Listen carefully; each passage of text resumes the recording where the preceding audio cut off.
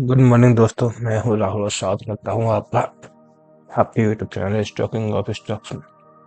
तो आज हम बात करेंगे इंडिया की जीडीपी ग्रोथ के बारे में, पेटीएम के बारे में और दो रेलवे के स्टॉक आरबीएनएल और आईआरएफसी के बारे में। तो हम शुरू करते हैं पेटीएम से। तो पेटीएम पेटीएम को एक और बड़ा झटका लग गया है क्योंकि सॉफ्टबैंक ने बेच दिए हैं 2.17% share. Paytm shares continue to shrink as SoftBank sells another 2% stake। तो ये सारी न्यूज़ है, आप यहाँ से पढ़ सकते हैं। मैं आपको सिंपल भाषा में बताऊं तो फिनटेक कंपनी पेटीएम की मुसीबतें आरबीआई के एक्शन के बाद बढ़ती ही जा रही हैं। इसी बीच एक और झटका लगा है।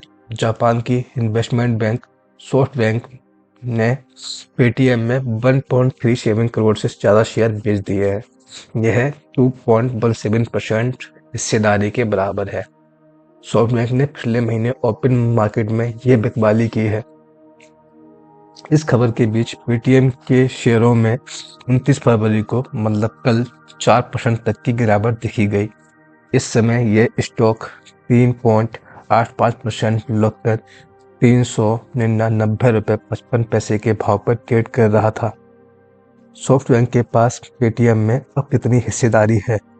तो इस शेयर की बिक्री के बाद अब पेटीएम में सॉफ्टबैंक की हिस्सेदारी 5.01% से घटकर 2.83% हो गई है। मैं आपको ये भी बताना चाहूँगा कि सॉफ्टबैंक ने पेटीएम पर आरबीआई के एक्शन से पहले भी कंपनी में लगातार बिकवाली की है।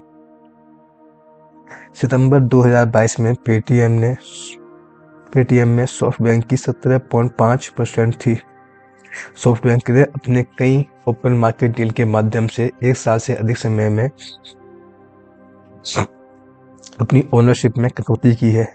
इसकी सबसे हालिया कटौती जनवरी में हुई है। सॉफ्टबैंक ने पिछले 19 दिसंबर 2023 और 20 जनवरी 2024 के बीच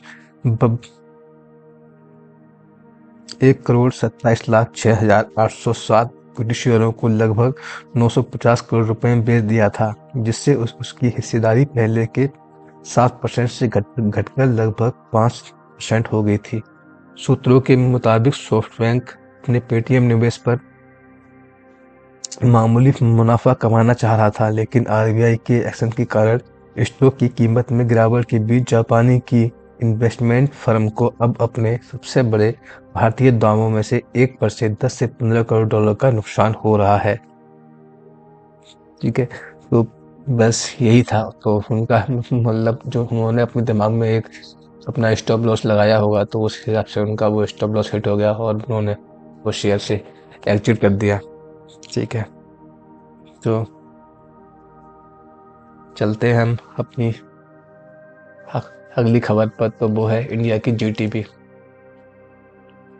India Q3 GDP data highlights Indian economy grows by 8.4% in December quarter, driven by construction manufacturing sector।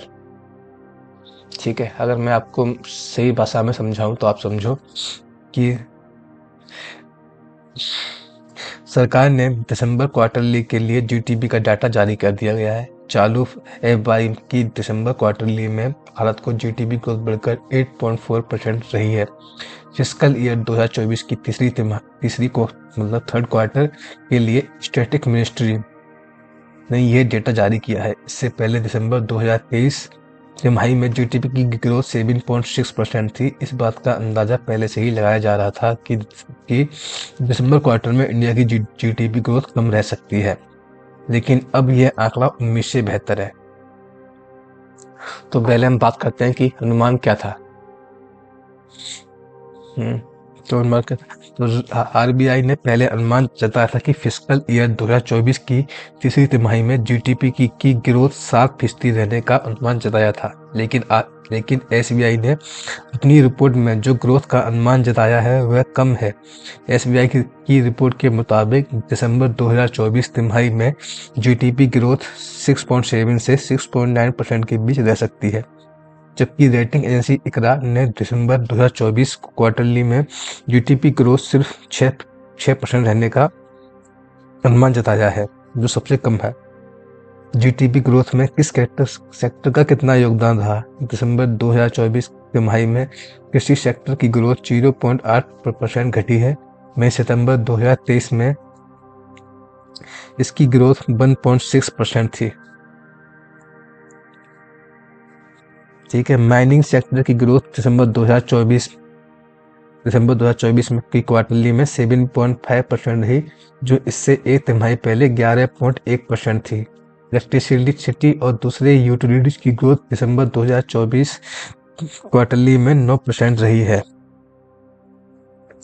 Core sector की ग्रोथ 15 महीने में सबसे कम। देश की 8 सबसे प्रमुख सेक्टर की ग्रोथ जनवरी में घटकर 3.6% रही। यह इसका पिछले 15 महीनों का सबसे निचला स्तर है। इससे पहले दिसंबर 2023 में कोर सेक्टर की ग्रोथ 4.9% रही थी।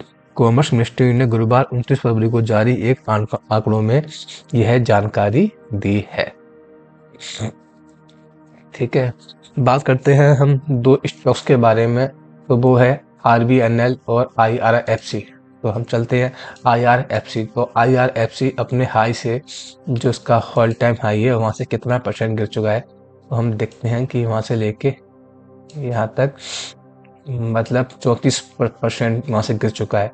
और हम इसमें इन्वेस्टमेंट कहाँ पे कर सकते हैं, तो हम इसमें फिबोनाची का मतलब टूल लगाएंगे। फिबोनाची पे जाके टूल लगाएंगे, फिबोनाची पे। तो ये रैली यहाँ तक भागी है।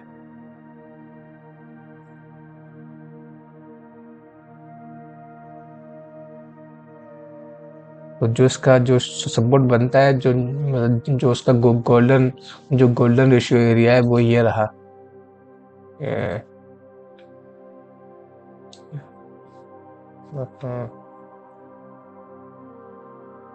जो इसका एरिया है वो रहा ये।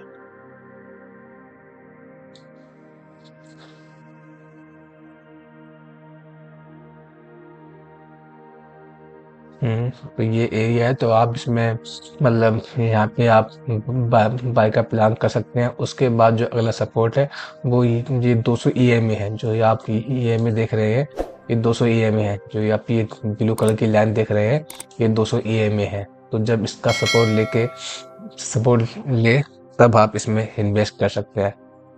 तो या तो आप 146 से लेके 134 से 146 के बीच में ले सकते हैं, या फिर 89-90 पर, मतलब इस एरिया में, जो ये वाला जो एरिया है, आप इस एरिया में भी ले सकते हैं। वहीं हम आरबीएनएल की बात करें, तो आरबीएनएल ने भी अपने ऊपर से, अपने जो हाई था उससे कहाँ तक गिरावट आ चुकी है।